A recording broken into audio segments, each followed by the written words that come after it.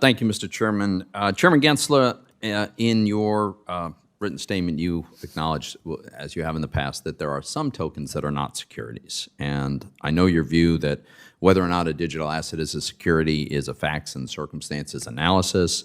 I know your view that the SEC has very broad authority.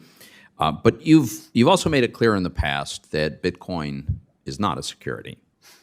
Now, some SEC staff have also previously said that Ethereum is not a security.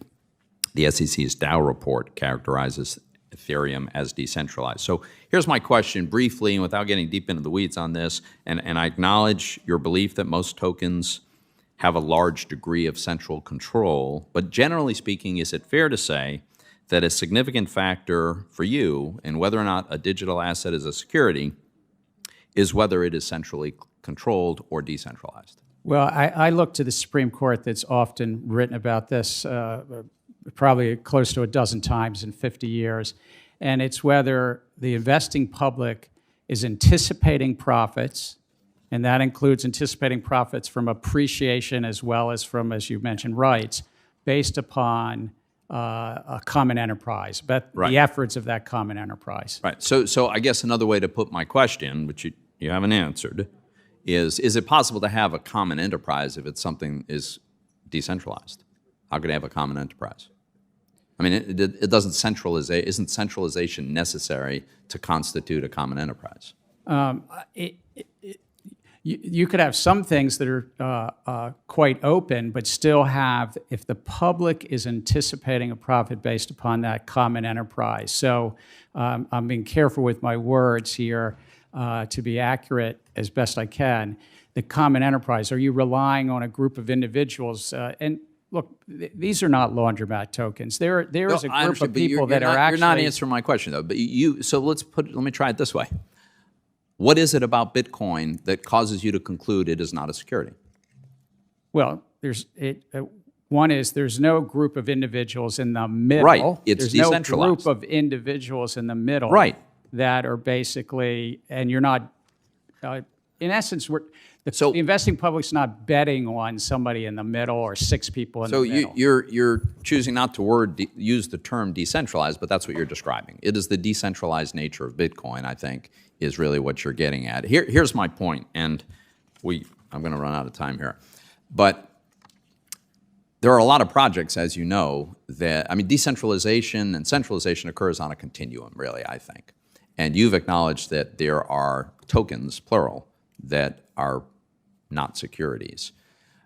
I think it's because of this centralization that you come to this conclusion. And my point is, it is not reasonable to fail to provide clarity, to provide the definition of exactly where on this continuum you have a sufficient common enterprise that it qualifies as a security and where you don't. You've said Bitcoin doesn't.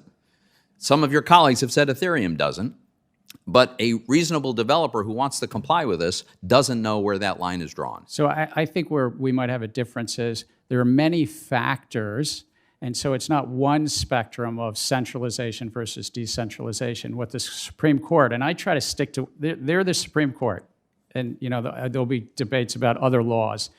I try to stick to what they say, a common enterprise. I think about a group of individuals in the middle. That developer is in the middle, and the investing public's betting on them, counting on them, even if the token might be on 1,000 computers. That's not what the Supreme Court's looking at. It's not about the token being on 1,000 computers. It's just like a group of developers in the middle. But if there is nobody controlling it in the middle, that's what we call decentralized, and that does happen.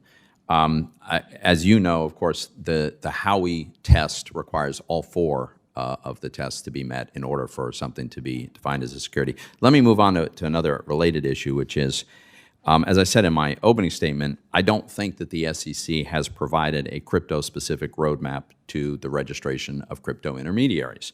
One example of the problem that arises is the SEC's customer protection rule was written in 1972 and doesn't address how a broker-dealer should hold a customer's blockchain private keys, for instance.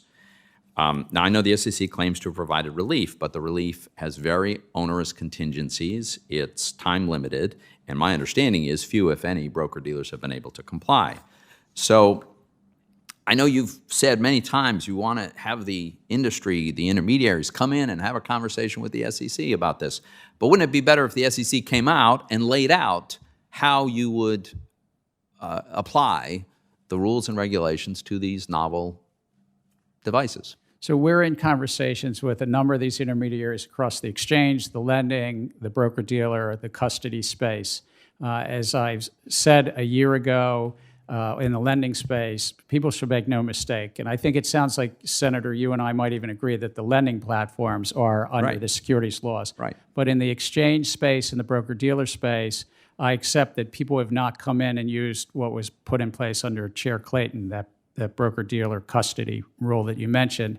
And so I've said to staff, let's use everything in our regulatory toolkit, whether it's exemptive orders and others, to help facilitate and get this industry. People will not have trust in this space unless it comes into investor protection. So I'm out of time, Mr. Chairman. So I would just say my concern is that the approach you're taking with these one-off discussions, if it did even result in an opportunity to comply, it'd be this idiosyncratic exemptive order negotiated with a single company.